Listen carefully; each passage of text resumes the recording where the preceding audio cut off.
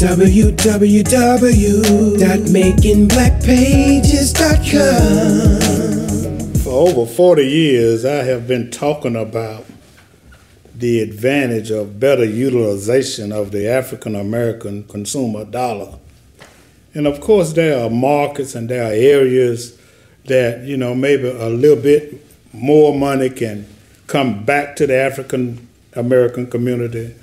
And there are products and services that not quite as much money because you don't have the kind of leverage in all areas as we do in the area that I'm going to discuss today with two capable people who are very, very familiar with the industry that we are going to talk about. Now, let me hastily say this.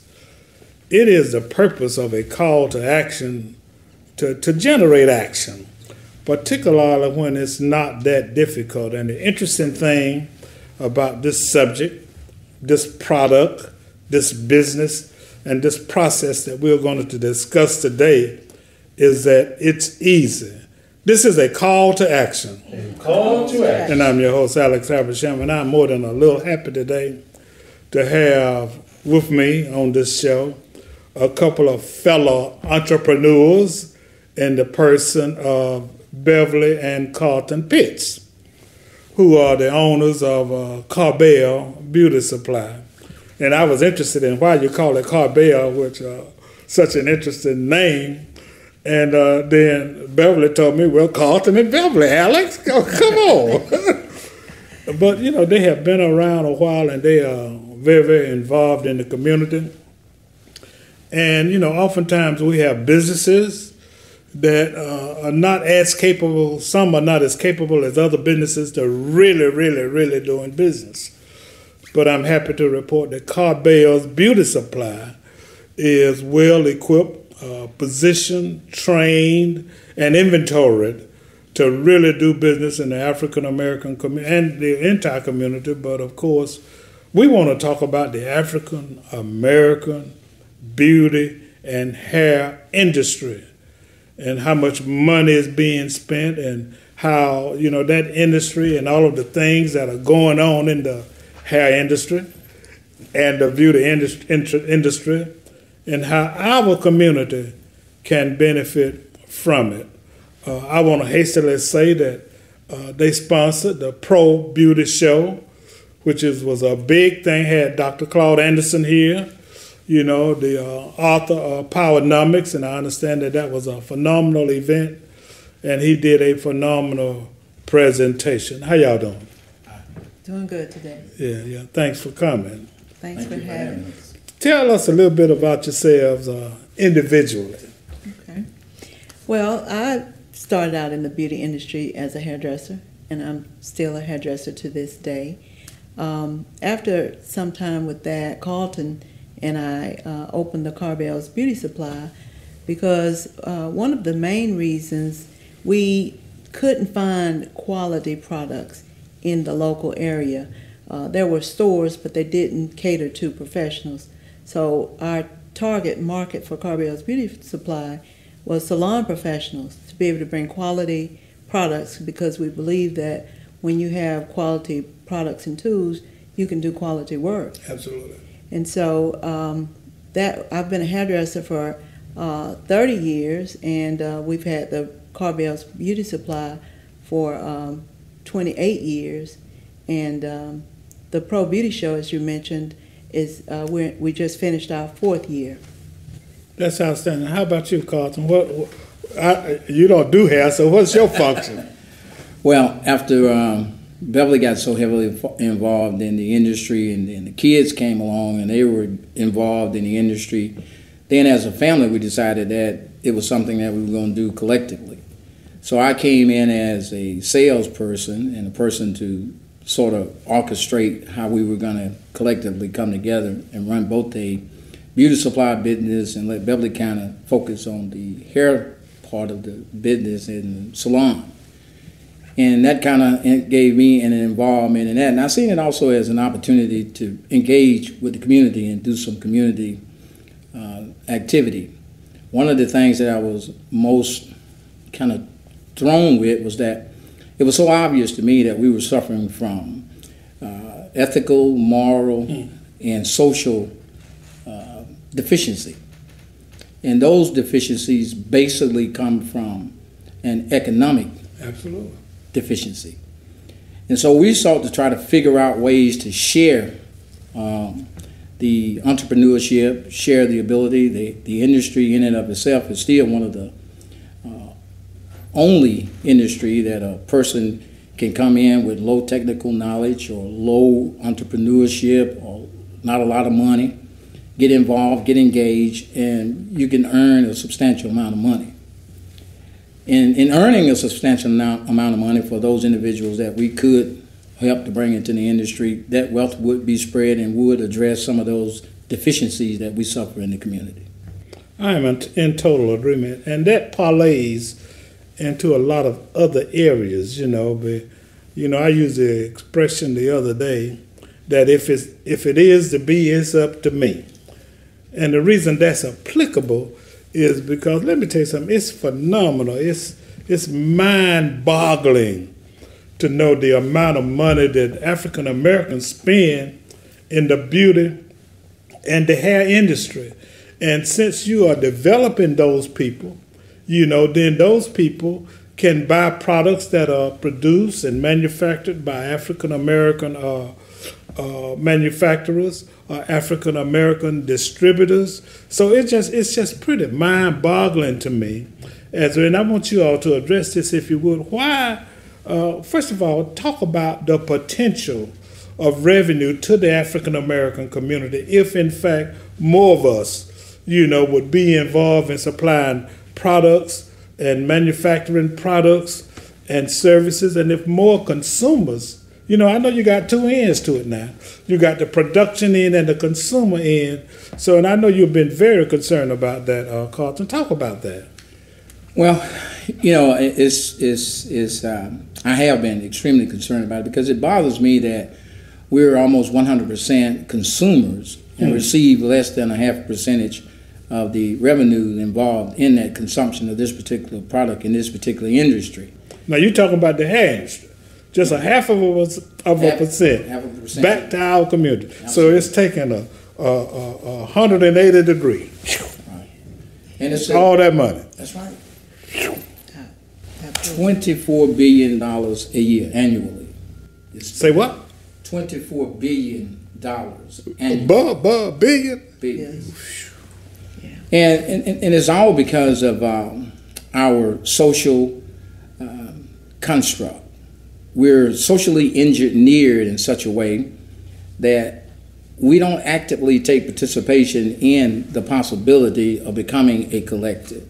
And we're never going to really share that particular wealth until we have a desire and a respectability and a collected plan and objective that I'm going to spend money in my community. Every other community, they may earn 100% of their income and they get to keep 87% of it. We earn 100% of our income and we only get to keep 2% of it. We're the only community that maintains such a small amount of the income that we produce. And so those are some of the factors that encouraged us to bring people like Dr. Carlton Anderson to try to engage the community, try to get people involved in our community. I always believe that if I had 50 peels and 60 people were needing those peels, 50 of them were black and 10 of them was of another group, and the 10 of the other group was not sick, but the 50 was sick, would I be racist to give the 50 peels to the sick people? It has nothing to do with the race. They are sick. Yeah. And so I would give that medication to that group or that individual. I feel the same way about our community. Right now, we're suffering. We're the sick people economically. And none of one of us should never be proud or happy with the fact that I'm able to provide for my family. And I know a way you may be able to provide for your family. But I can watch your babies be denied because I'm so selfish and engaged in just taking care of myself. Come on.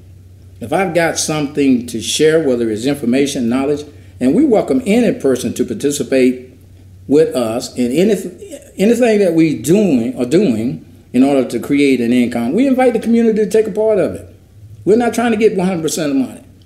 I'll share it with you. Come over there and work. Do some part of it. Let us show you what we do. And we'll show it. We'll be glad to show it.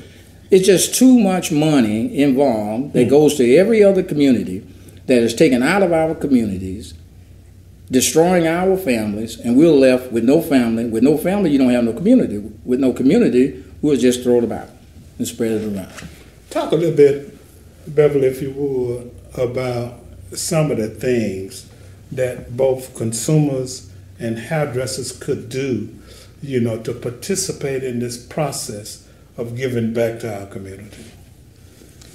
Well, we do things to give back, and hairdressers can do that. While giving back is important, I think what's more important is, first, hairdressers collaborating to be able to build something, to be able to give something. One of the problems and issues that Dr. Anderson addressed that I think is very important is we've been by design mentally to not talk to each other, not support each other, not collaborate. So as we're divided in the way that we are, then you can't build anything. So the give back, and a lot of people in our community give back, but it's minimal as opposed to what it could be if we were to build enough wealth among ourselves to truly be able to give back. The hairdos we give, it's nice, but it's not sustaining. So Dr. Anderson inspired me in so many ways by his visit, and I encourage any that would take a look and listen. You can Google him, YouTube him, and he has many messages that just really struck home with me. And if we don't support each other, we don't collaborate on projects, and we don't build any wealth, we'll continue to be in the state that we're in terms of having something to truly give back. Okay, how about products? One thing that you all do is you sell beauty supplies. And I know that there are, hundreds of beauticians, in the community that buy beauty products. I also know that there's another group, ethnic group, that collect, probably 99% of the revenue that's generated toward beauty products. Now it seems to me, I'm not too smart, but no, I'm not. But it just seems to me, you see, and that's why I say, Carlton, that what we're talking about now is easy to do. You don't have to tell anybody. You just need to make a conscious decision. Say, well, and I've been preaching this, since for 40 years, since I was 5. Don't say nothing, Bill. that it's not rocket science. You can make you just need to create a little bit of conscientiousness and say, well, now, I'm going to see what I can do. They can engage in specific and formal projects, Carlton, to give back to the community. But they can also do it from an individual nature as it relates to the decisions that they make. And, if I'm a beautician, I'm sure. Well, talk about your products.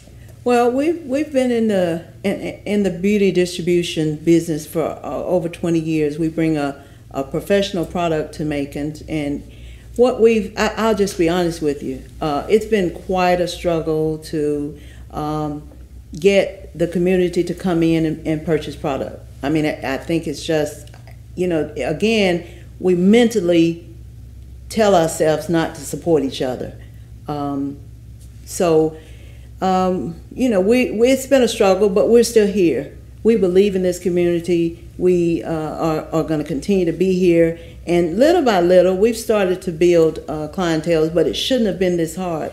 Another thing that Dr. Anderson said that I really appreciated is that our money, if it was circulated in our community, 7 to 8 times, which is on the low end of what a lot of communities do, that the whole community would come up. Because if you're spending money with me, I'm able to hire somebody else in my community. They're able to spend money with another business in that community. And as that money flows through the community, we all benefit.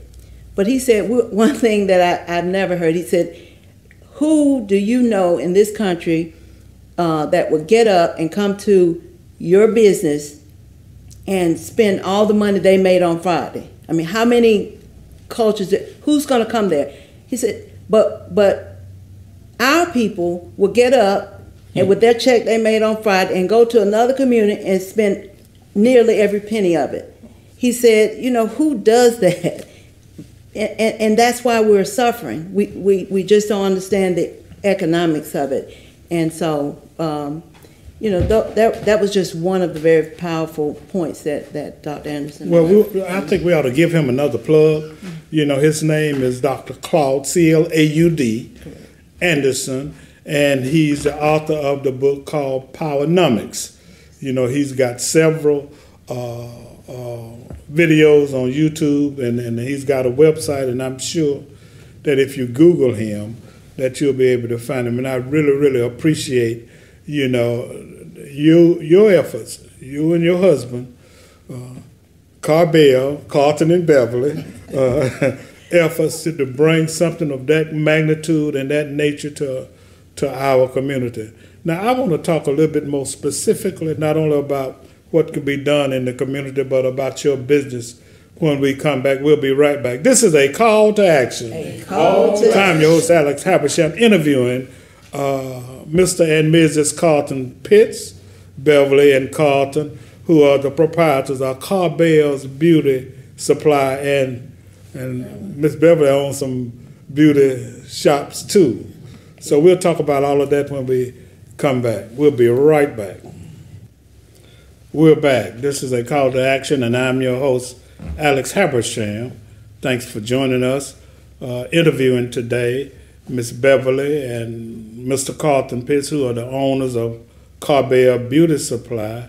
And what's the name of your shop? The Hairline's Beauty Salon. Hairline's Beauty Salon. And the interesting thing about this is that, excuse my coining of this word, because this is not the first time. But I think with this organization, Carbels, you get a double whammy, because not only do they sell the products, but Miss Beverly has been in the business for decades, and she's familiar with not only the product end, but also the hair end. And we were discussing offline what would be the advantage that one would get from coming to Carbels, and I would be interested in letting the audience know that. Well, I think one distinct difference is the years of experience that I have as a hairstylist, as an educator. I've worked as an educator for one of the product companies. So I teach stylists. But for the consumer coming into our store, the advantage is I can properly direct them to the products and types of hair and their hair care needs, because I deal with that every day. Unlike some of the stores that they may walk in and all they're interested is in their dollar. So even when we initially started to order merchandise for the store, I took special consideration into what we were bringing so that it would be items that would truly be a benefit. Our logo says that we specialize in top quality supplies and equipment. So I personally handpick the things that we have, things that I've had experience with, so the customer really gets the best of the best. Okay, and then I think you said that not only do you sell to beauticians and cosmetologists, that just the everyday consumer absolutely can come. Where is Carbels? We're on Pionona. We've been at 2324 Pionona for the last over 20 years, and we're between Eisenhower and Anthony Roads. We're right in the heart of the city of Macon, on one of the busiest streets in Macon. And you know, I thought about that because the interesting thing is sometimes people will come into the store and say, "How long have y'all been here?" I said, "Since '94," and they're just shocked. But I think that, you know, we're kind of an afterthought sometime, and you know, I really appreciate you having us here today to get a chance to talk to. Well, let me interrupt community. you. Now, I want, as a result of this conversation, you know, I don't want Carbels to be an afterthought. You know, if there's a need for information, and see, let me tell you something, you can tell persons, a business person or an individual or even a baby spirit, you know, and I want to do business with people who got a spirit like these young people have. So, I mean, there's no reason that of all the money, it's billions of dollars that are spent, you know, and it's probably hundreds of thousands that are spent in Central Georgia, you know, and there's no reason, because you already heard Carlton say that he's willing to do whatever he can to uplift the entire community by training beauticians, by serving on boards, and by participating wherever possible he can in the community. And to speak to what you said about everybody benefiting, the expression is a rising tide raises the whole ship. That's right. You know, so if we can kind of get this money, and then with all this money, see, everybody I know, now everybody I know does not buy advertising in the black pages, you know, or buy records, but everybody I know, one way or the other, buy some of the products or get their hair done and can do business with you all. So I think there were a couple other observations you wanted to make, Carlton. Well, yeah, and to add to what Beverly was saying, we also have the retail center at the salon, Hairline Salon, which is 2515 New Clinton Road. We have a professional line of products there that if you can't catch her over at the store, you can catch her there at Hairlines, and she can talk to you right there inside the store in the retail center about those retail items that are available to you. The other thing that I wanted to kind of mention is that annually we are in our 4th year with Pro Beauty Show. And what we hoped and had hoped to do with the Pro Beauty Show is bring together collectively manufacturers, distributors, and hairstylists for training, hairstylists for education, nail people, all of the field of the hair care industry and the care industry, healthcare industry in this particular field that we're talking about. Bring them together in one location. Again, to use my analogy about the person who is sick and providing the pills. We're the community, in my estimation. I hate it when people take and create for us a feeling that we're depriving somebody else when we're actually only depriving ourselves. And there's nothing wrong with loving yourself. There's nothing wrong with loving black people.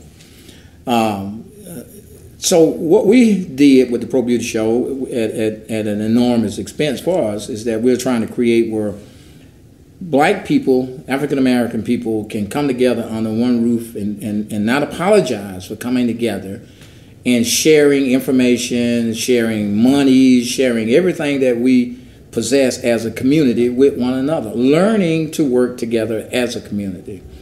We understand that all of our problems didn't happen overnight, but certainly our solutions can begin with one step at a time. And this is that step that we hope, and we know it's difficult, and it has been extremely difficult for us. I don't know what the perception of the community is, but it's for the community. It's for, I mean, it means to see people who aren't able to create the necessary nucleus for family, the strength that's within a family, the monies that's required to pay bills, to provide, put food on the table, staying in the community, bouncing more than zero time. You know, we get it on Friday, as Beverly mentioned, and it's gone. So we don't get to provide for, we don't get to have the control and the power of our own community. I see, no racial issue in taking care of yourself. That is absolutely true. Well, maybe you ought to let local barbers and beauticians and hair professionals know how they can do business with you. It's my understanding that you are a monopoly in this town, in a sense, as it relates to all that you cover with education and with products and with retail and with knowledge and fixing hair.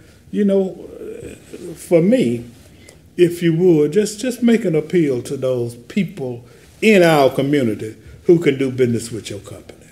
I gladly do it, and I do it all the time. I go around from salon to salon. I don't mind saying please.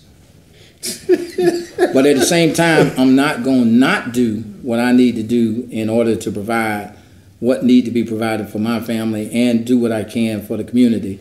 Even with the 100 back to school children, even with all the other stuff that we do, we won't stop doing anything for this community, because we feel that the community means our survival. I'm just not going to be satisfied. I can't be satisfied if I'm an individual and I create wealth for myself individual, and there's an opportunity to create wealth collectively, and I don't go in and offer it. I offer it all the time. And again, I don't mind saying, please let me do business with you. I'm going to buy something from you. Can I help you make that so that you can sell it? Can we put our pennies together and get a booth and a facility someplace? Would you like to do that? It won't be a greater percentage for me. It'll be an equal percentage. And if there's 10 of us, then that's 10 times less work we'll have to do to create the necessary pennies or whatever they could be, but we can grow together. In fact, I feel we must grow together. So what are the products now and the services that Carbel provides? Well, we provide salon equipment. We've been importing salon equipment for the last 10 years, and we want to let the community know that our ice is as cold as everybody else's ice. Our rocks is as hard as everybody else's brick. We also have products that are manufactured by ethnic companies. We do also have products that are manufactured for other groups, for Caucasian, for Asians, and whoever. We try to keep some stuff, even though it may set longer, but we try to keep some stuff for every group. But our primary focus is ethnic product for ethnic people, and manufacturers who produce those products is hair care, shampoos, conditioners, oils, is flat irons, is curling irons, is clippers, is pins, we provide stuff for barbers, the powder, the shavers. In fact, we try to make sure that we're current in technology that we offer to the barbers. So if they want to see what is actually current, you don't have to go to New York or Atlanta. You can actually come to Macon and find an item that is current, and sometimes you can find it at our store faster than you can in Atlanta. Now, would you give Beverly again the information as it relates to your location and how to contact you? Carbels Beauty Supply is located at 2324 Pionono Avenue. We also have a website. It's www.carbels.com. So even if you can't get to the store, check our website. We ship UPS every day, and we love servicing our community. And what about your phone number? The number is 478-781-2189. This is a call to action. Call to action. I'm your host, Alex Habersham, and I think that this show typifies where we are going and what we are trying to do. And I would be remiss to let you, if I didn't let you know that you can find many of these products, many of these businesses, many of these barbers and beauticians in the Macon Black Pages, because our purpose is to make it easy for you to find individuals and businesses with which to do business. This is a call to action. Call to action. I'm your host, Alex Habersham. Thanks to Carbels, Beverly, and Carlton Pitch, and Godspeed to both of you. Have a great day. www.maconblackpages.com